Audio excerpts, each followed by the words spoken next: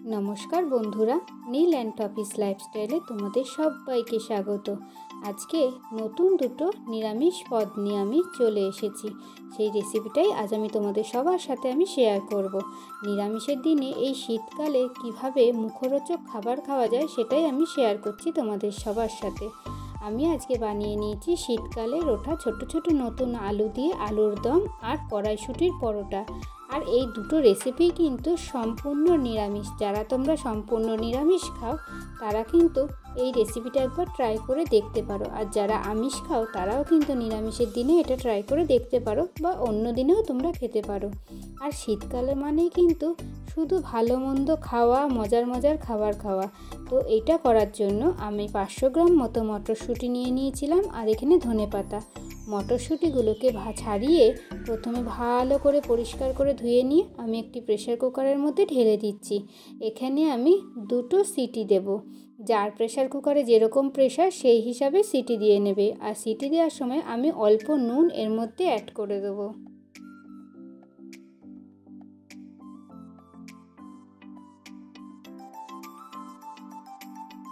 আর কড়াইশুঁটির পরোটা বলো বা কড়াইশুঁটির কচুরি বলো, দুটোই খেতে কিন্তু দারুণ লাগে। শীতকালে কিন্তু আমরা কিন্তু প্রায় মাঝে মাঝেই কিন্তু কড়াইশুঁটির পরোটা, কচুরি এগুলো খেয়ে থাকি। তো আজকে কিন্তু আমি পরোটাটা শেয়ার করব তোমাদের সাথে। তো এটা আমি সেদ্ধ বসিয়ে দিয়েছি। আর এখানে আমি নিয়ে নিয়েছি আদা কুচি, ধনেপাতা কুচি আর কাঁচা লঙ্কা। এই 3টে জিনিস আমি নিয়েছি। আর আমি সেদ্ধ করে রেখেছিলাম মটরশুঁটি, সেই সেদ্ধ করা মটরশুঁটিটা এখন আমি মিক্সিং জারে দিয়ে দিচ্ছি, সেটা পেস্ট বানানোর জন্য। আর এটা পেস্ট বানিয়ে নিয়ে তারপরে আমার কি কি মশলা লাগবে পুর দেওয়ার জন্য সেটাও তোমাদের সাথে আমি শেয়ার করছি এক এক করে। আর এখানে দেখো আমি ভাজা মশলা আমি অল্প করে দিয়ে দিচ্ছি।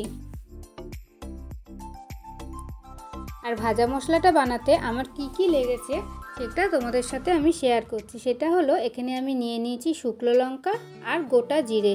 কেউ যদি ধনে দিতে চাও সেটাও দিতে পারো। আমি এখানে শুধু জিরে আর শুকনো লঙ্কাটা ভেজে নিয়েছি।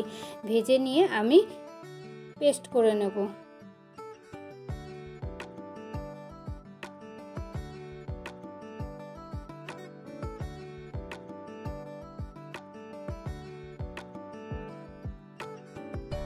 আর এই পেস্টটা করার সময় তোমরা একটু রুটি বেলনি কিংবা শিলনোড়াতে করারই চেষ্টা করবে, তাতে না স্বাদটা কিন্তু অনেকটাই আলাদা হয়।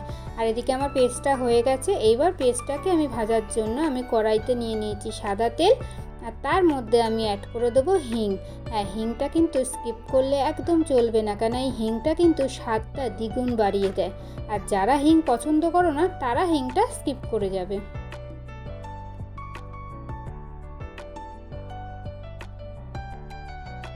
তারপরে আমার এখানে পেস্ট করে রাখা মটরশুঁটিটা আমি তুলে দিলাম।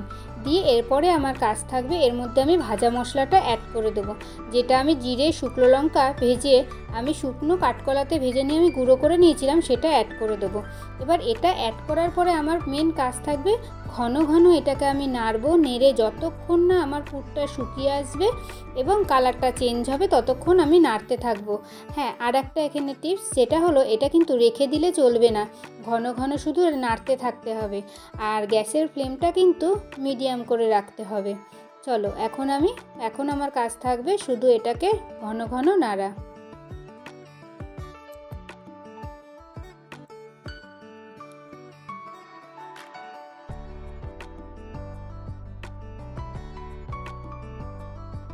আর এটা নাড়তে নাড়তে যখন আমার শুকিয়ে আসবে, দেখো আগের স্ট্রাকচারটা দেখেছো আর এখনকার স্ট্রাকচারের মধ্যে কত পরিবর্তন হয়ে গেছে। আচ্ছা, এবার আমি পুরটা কিভাবে রেডি করছি দেখো। এখানে আমি ময়দা মেখে নিয়েছি, তোমরা আটা চাইলে আটা দিয়েও করতে পারো। ময়দা মেখে নেওয়ার পরে আমি এরকম একটু লুচির মতো শেপ করে নিয়েছি। দিয়ে এর মধ্যে আমি পুরটা দেবো। পুরটা যেহেতু আমার বেশ শুকনোই ছিল তাই আমি অনেকটা অ্যাড করতে পারবো। আর পুরটা শুকনো করার জন্য এটাই সুবিধা যে বেশ অনেকটা পুর দিয়ে করা যায়, আর পুরটা কিন্তু আমার বেরিয়েও আসবে না। তোমরা যদি আমার নিয়মটা ফলো করে একবার করে দেখো বাড়িতে, দেখবে একটুও কিন্তু পুর বাইরে বেরিয়ে আসবে না।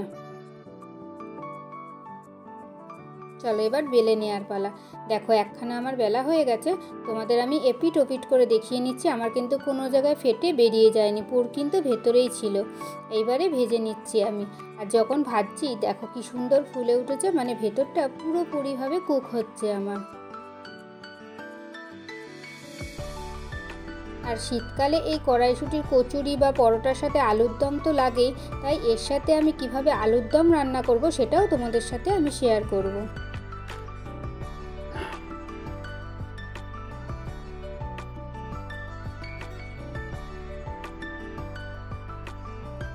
এরপরে চলে এলাম আলুর দমের রেসিপি নিয়ে। আলুর দম বানানোর জন্য এখানে আমি ছোট ছোট 1 কেজি মতো আলু নিয়ে নিয়েছিলাম। একদম ছোট ছোট, আলুটা ছোট ছোট হলে বেশি কিন্তু খেতে দারুণ লাগে। এরপরে আলুগুলোকে পরিষ্কার জলে ভালো করে আমাকে ধুয়ে নিতে হবে। নিয়ে প্রেসার কুকার দিয়ে আমাকে একটা সিটি দিয়ে নিতে হবে। তারপরে কড়াইতে তেল গরম করে এখানে জিরে, শুকনো লঙ্কা আর আমি হিং ফোড়ন দিয়ে দেবো।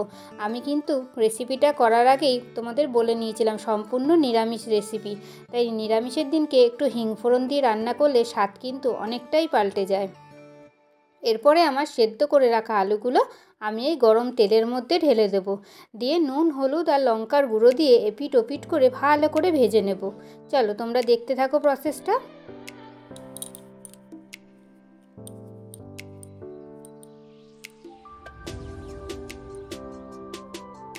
আর এই আলুর দমের আলু যত ছোট হয় না, এতে কিন্তু ততটাই স্বাদ লাগে। বড় আলু দিয়েও হয়, কিন্তু ছোট আলু দিয়ে একটু বেশিই ভালো হয়।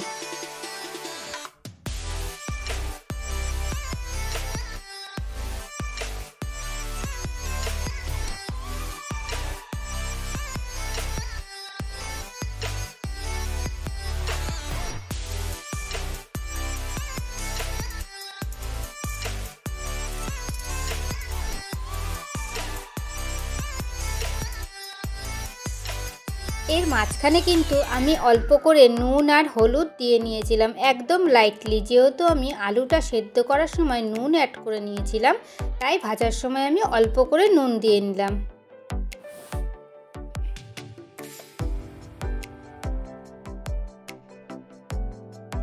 আলু কিন্তু আমার প্রায় ভাজা হয়ে গেছে। এইবার আমার মশলা দেওয়ার পালা। আর এই আলুর দমে আমি কি মশলা দিয়েছি দেখে নাও।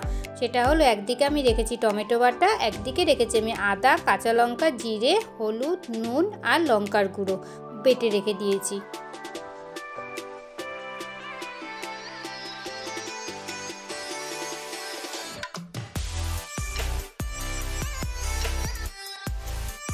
চলো এবার আমি আলুগুলো যে ভাজা হয়ে গেছে তার মধ্যে আমি মশলাটা দিয়ে দিই। প্রথমে কিন্তু আমি জিরে, আদা, কাঁচা লঙ্কা, নুন, হলুদ, লঙ্কার গুঁড়ো দিয়ে মিক্সটা বানিয়ে রেখেছি, সেটা কিন্তু আমি প্রথমে দেবো। যখন আমার মশলাটা কষানো হয়ে আসবে সেই সময় কিন্তু আমি টমেটো বাটাটা দেবো। আর আগে থেকে তো আমার হিং দিয়ে তো আলু ভাজাই ছিল। এবার আমি মশলাটা অ্যাড করব।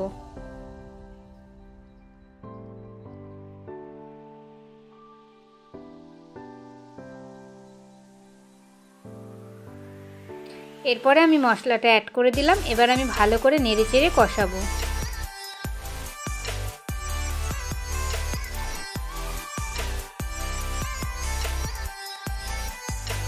আর কষাতে কষাতেই যেন দেখে মনে হবে আমার অর্ধেকটা রান্না হয়ে গেছে। যখন আমার কষানোটা কমপ্লিট হয়ে যাবে সেই সময় আমি টমেটো পিউরিটা অ্যাড করে দেবো।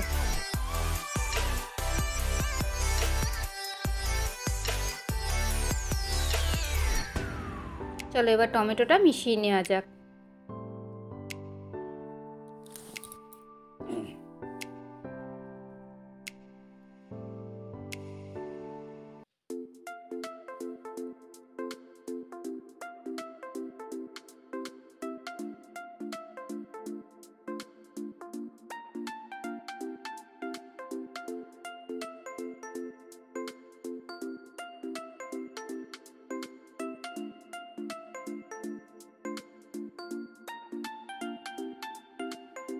এরপরে এখানে আমি গরম জল অ্যাড করে দিয়ে দেবো, কেননা আমার যথেষ্ট কষানো হয়ে গেছে। এরপরে আমি গরম জল অ্যাড করে আলুটা ফুটতে দিয়ে দেবো। এখানে যখন টকবক টকবক করে ফুটতে থাকবে আর যখন আমার মনে হবে আলুর দমটা হয়ে এসছে, সেই সময় এখানে আমি ঘি আর গরম মশলা অ্যাড করে দেবো। এই সময় তোমরা ঢেকেও দিতে পারো, আমি কিন্তু ঢেকে দিইনি। আমি একদম গ্যাসের ফ্লেমটা মিডিয়ামের থেকেও কম করে রেখে দিয়েছিলাম। লো ফ্লেমে রেখে দিয়ে আমি কিন্তু আলুর দমটা ফোটাচ্ছিলাম, যার জন্য কিন্তু আমার আলুর দমটা বেশি জোরে জোরে ফুটছিল না। আর এখানে আমার আলুর দম এখন কমপ্লিট হয়ে গেছে, দেখো কেমন দেখতে হয়েছে। আর পরোটার সঙ্গে একটু অল্প ঝোল থাকা এই আলুর দমটা কিন্তু দারুণ লাগবে। ভিডিওটা কেমন লাগলো প্লিজ তোমরা কমেন্ট করে আমাকে জানাবে। আর যদি ভালো লেগে থাকে তাহলে তোমরা চ্যানেলটা সাবস্ক্রাইব করে পাশে থাকবে এবং বাড়িতেও তোমরা বানিয়ে ট্রাই করে দেখবে কেমন লাগলো আমার আজকের এই দুটো রেসিপি। চলো টাটা।